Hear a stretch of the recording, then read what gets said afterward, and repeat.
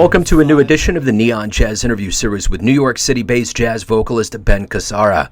He talked about his new 2023 album, What a Way to Go.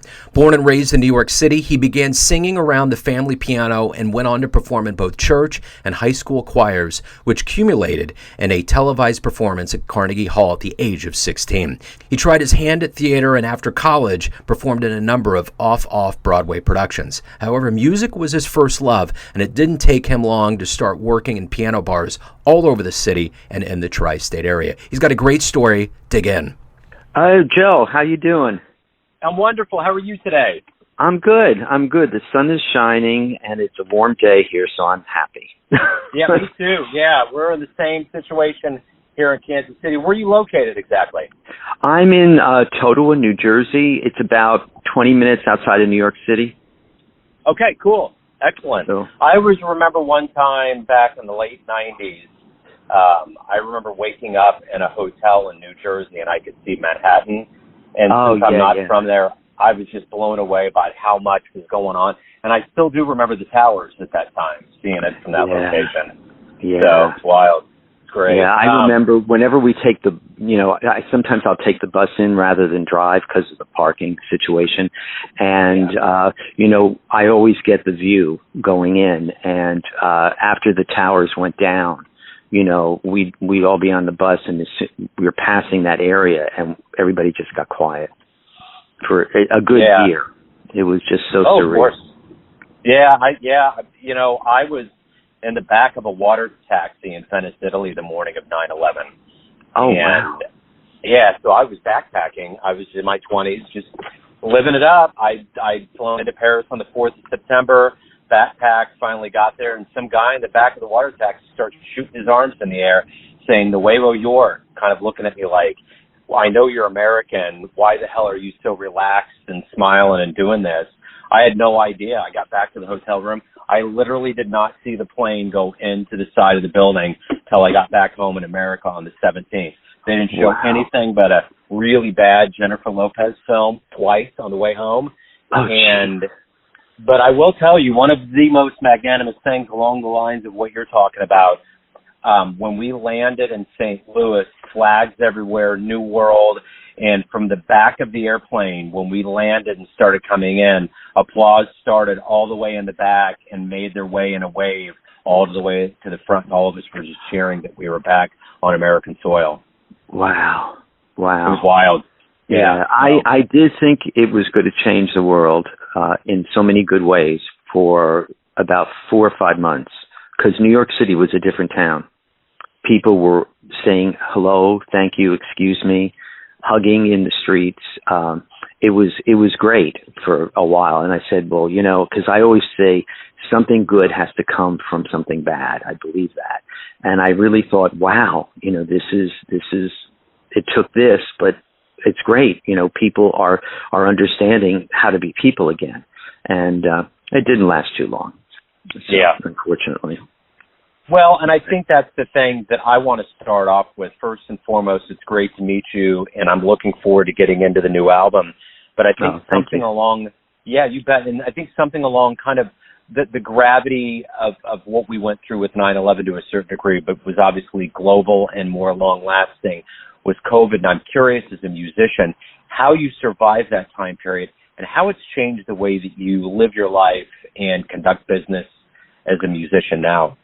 I am grateful and thankful for the music, and I think it's what got all of us. I know it's what got all of us through the lockdown and COVID, and I also think it really inspired so many of us to just reach deep down and bring something out that may not have been there before.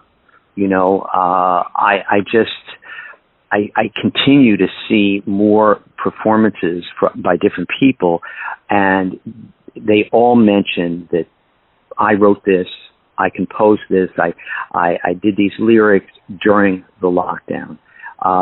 It gave so many of us, I believe, time to really explore what we were about musically and as people. You know, it's interesting because I really did more interviews than I ever did during the pandemic. I had to kind of figure out what I wanted to do.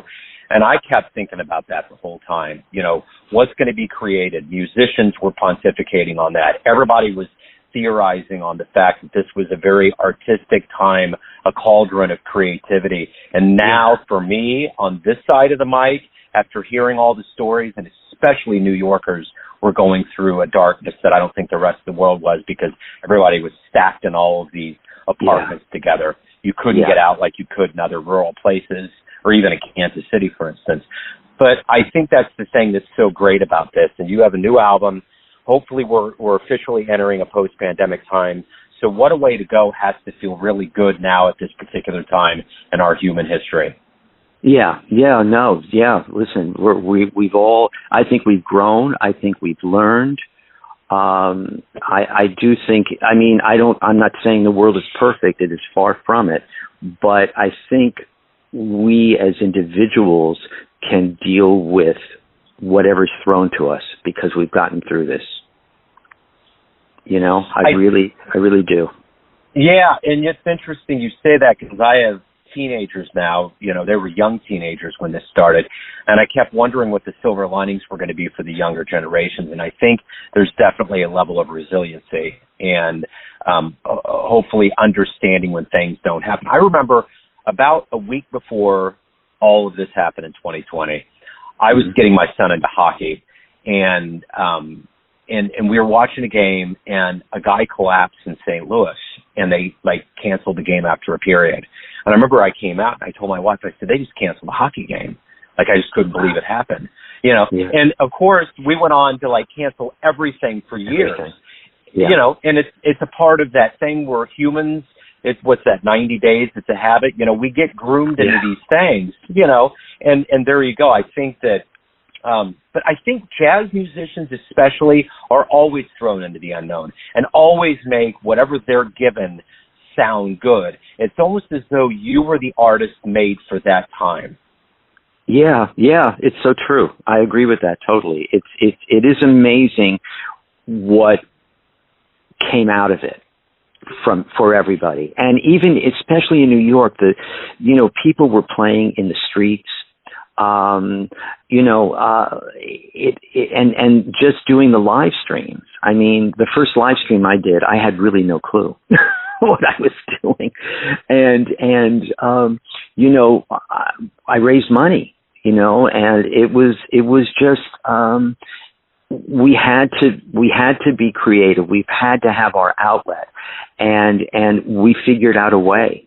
I just really look back on it and think, it was a special time. And it might sound crazy, but it was. And there were things that I miss about it. I do. I miss having that much time to read, to look at nature, because I'm not in the city, but my best friend lives in the city. And, he was taking bike rides all over New York during the lockdown. And it just was, it was a time of discovery in so many of ourselves, I think. Yeah, I agree. Yeah, and it's interesting. I was listening to a podcast with Robert Downey Jr. the other day, and it was in February, and he was talking about slowing down, and it was how weird and eerie it was, that whole interview, because he's like, I'm not doing Iron Man, I'm slowing down, I'm going to let life happen. And I was like, little did he know, in a month, all of us were going to be in the same boat as he was, and it was going to be a crossroads that he had already decided on. So it's interesting. With a new album out, I am curious, what are you hoping the listener gets from this new project? I'm just hoping that a story, that there's a story. I like to think I can tell a story, and I hope that that's what they get from this album. And trying to do things that may not be that mainstream, not necessarily. I think they should be great American songbook songs, but the average person would not necessarily know that. So talk to me a little bit about how this jazz journey began for you. How did you get into music? How did all this start for you? I always loved music, and I grew up in the Bronx with a family that was my part of my family was very much into opera. The other part of my family was very much into jazz. And I remember my mom telling stories about how she went to see Billie Holiday in the Village back in the 50s when, you would just walk into a club and pay nothing, and there she was singing, those days. But on the other spectrum, she loved Judy Garland. So, and Frank Sinatra. So I had this mix of an education of music. And when I was 10 years old, my aunt bought me for Christmas a Mark Murphy album, and I flipped over it. I had not heard anyone like that before, and I just really dug what he did. And so I started listening to him. I started listening to Peggy Lee, Carmen McRae, Mel Torme, these singers that just, they told a story, but they changed the melody, they changed the time, and I've always been attracted to that. I studied classical music for a while, but it just wasn't for me. And but it taught me how to sing, how to be able to go on a stage or in a bar playing piano, which I used to do years ago, and go for 3 or 4 hours and not lose my voice. So I learned the mechanics, the technique, the vocal things classically, but then I just really loved the freedom of jazz. But what was tell the story. Yeah, without a doubt, which is it's the ultimate storytelling music. What was the first live show that you ever saw that really made you think, this is what I want to do with my life? Okay, I have to say there were two. I was really young, and my mother took me to see Ramsey Lewis in the Village. But there was no vocal, but I just flipped over the music, and to this day I still I play his records. And then I saw Lena Horne and Sammy Davis Jr. and Peggy Lee. Also, I was pretty young, and I just thought, oh, this is like this I kind of want to do. I think this is where I want to be. But it took me a while because I got very wrapped up in living a life in the city that was kind of footloose and fancy free, and I played in piano bars for quite a while, and then I just thought, no, I want to be in the front. I want to be the front man. So I studied with some great people, and never looked back. So let me ask you this: growing up in New York, you've obviously, you're in a position where you're in the cauldron of jazz, the epicenter of jazz music in the world. I'm curious, in your capacity as a musician growing up there, what was one of the stages that you always had your eye on, and you were like, if I get on that stage, that's going to be it? What blew your mind when you finally got on that stage? Okay, for me, at the time, it was Gaetano, jazz at the Gaetano, which unfortunately we lost during the pandemic. And I had seen Mark Murphy there. I had seen Claire Martin there. I had some amazing instrumentalists, and that to me, and at the time when I first started going there, you went upstairs and the stage kind of overlooked the street. So I remember the first time I was there, it was snowing, And I just thought, oh my God, this is like the total perfect place to play. And I set my sights on that. The other rooms, which I won't mention, I haven't sung at yet. But there are a few that I would love to do, but it hasn't happened yet.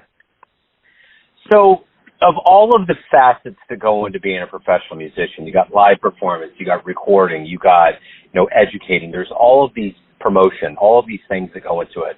What is it every day when you get up that fuels you, that makes you look forward to what you do as a professional musician? Just the music itself, just listening to it. Just, I'll go to bed at night and I'll start thinking of arrangements in my head. And I've been pretty good about like grabbing my phone and just like doing a little voice recording of the tempo or whatever, because it seems that, or when I'm running at the track, because I like to run, that's another time that I just start thinking and coming up with things in my head. And I guess, each day when I get up, I also, right now I'm booking 2 rooms in the city. So when I get up in the morning, sometimes I'm like, okay, I have to call this person, get this thing, settled. It's a lot, but it's the music that really keeps me going.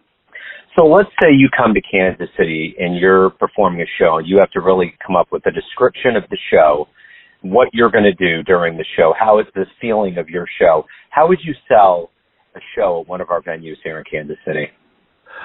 Okay, that's an interesting one. I would say intimate storytelling from the heart. And can swing.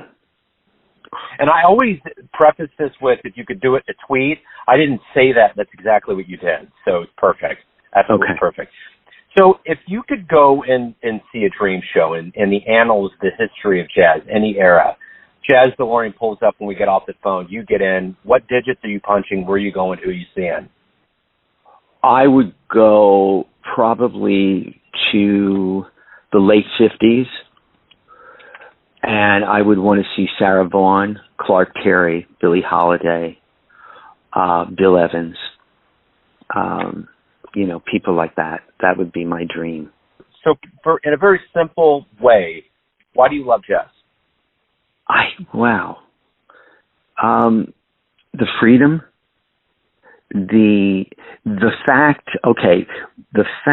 that you can do something different just by your mood. Like if you're working with really good people, okay, and that was one of the first thing I learned as a singer, to work with the best, because it can only bring you up. And so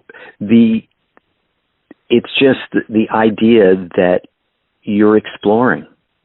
Every time you go out there, you're exploring. You're telling a story, but you can do it differently every time. You aren't caught in a choir or in a show, a Broadway show, where you have to do the exact same thing every night. And I've done both. I mean, not on Broadway, but I've done off Broadway. But it's so much better to just go with it. And I love listening to an instrumentalist and hearing what he's playing, he or she is playing, and then go with that, and vice versa.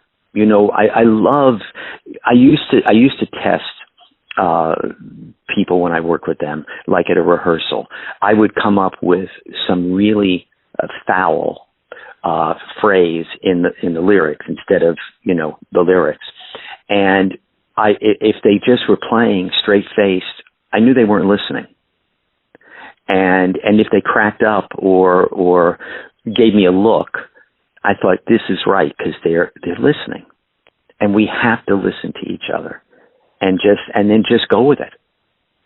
So that's what I love about jazz, because it's not written in the book that you have to do something.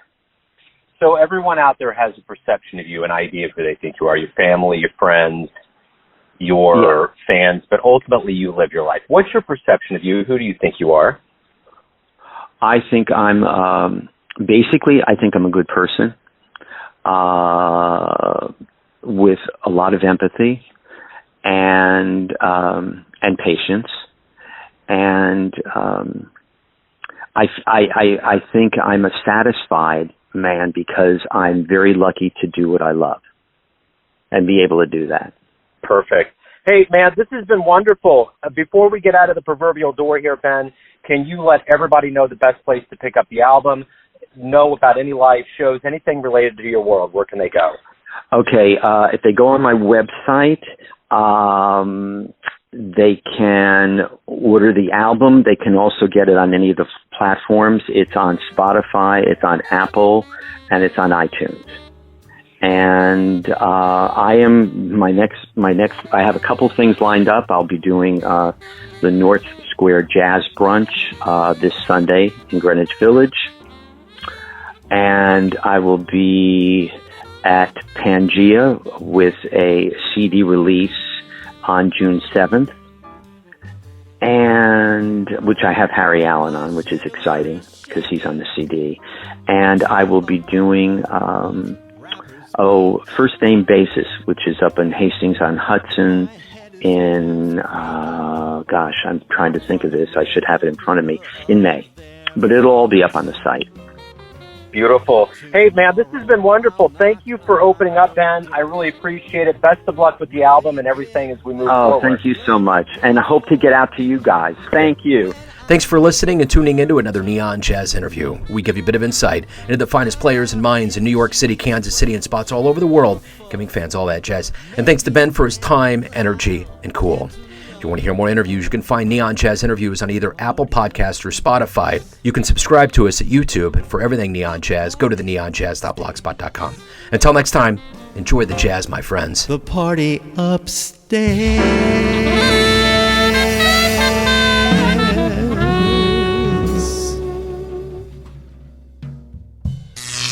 Neon Jazz.